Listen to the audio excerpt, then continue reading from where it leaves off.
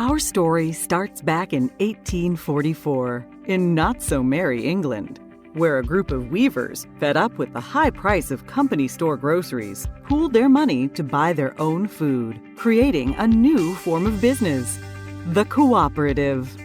The idea caught on. Here in the U.S., President Roosevelt gave electric cooperatives a jumpstart with the founding of the Rural Electrification Administration, the REA, telling American farmers and ranchers, if you want electricity, you can do it yourselves. And they did. Rural men and women quickly began scraping together the $5 needed for membership and equity in the co-op. Up went the poles and wire and lines to bring rural folks what they so desperately needed: power. Soon, electric cooperatives popped up all across the country, transforming the way of life in rural America. Today, there are more than 900 electric co-ops in the U.S., bringing electricity to some 42 million Americans. So how do cooperatives work? First off, cooperatives are not for profit. Money comes in from members when they pay their electric bills. Money goes out to pay co-op expenses. A little bit is set aside for emergencies and the future.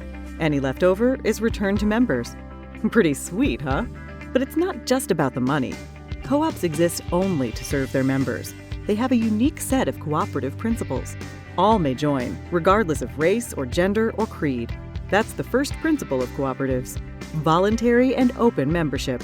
Members vote for the directors to lead their co-op. They vote yay or nay on big issues. Majority rules. That's the principle of democratic member control. Everyone pays a little money to become a member. An owner. We call that principle participating economically. Cooperatives believe and invest in education, training, and information. That makes them smart and sets them apart. Cooperatives stand on their own two legs. Decisions are made locally for local people.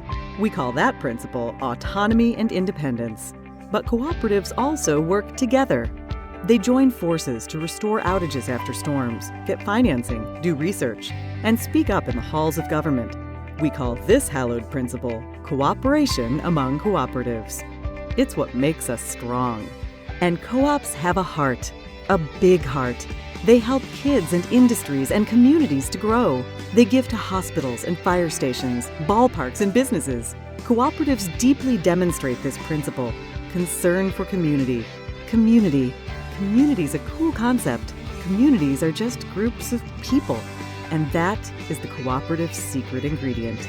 It's the dedicated people who work day in and day out to provide reliable and affordable power. It's the elected people who shape the policies and tackle the big issues.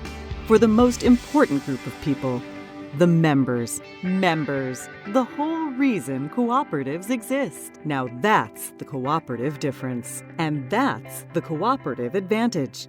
Brought to you by the passionate people of NRECA.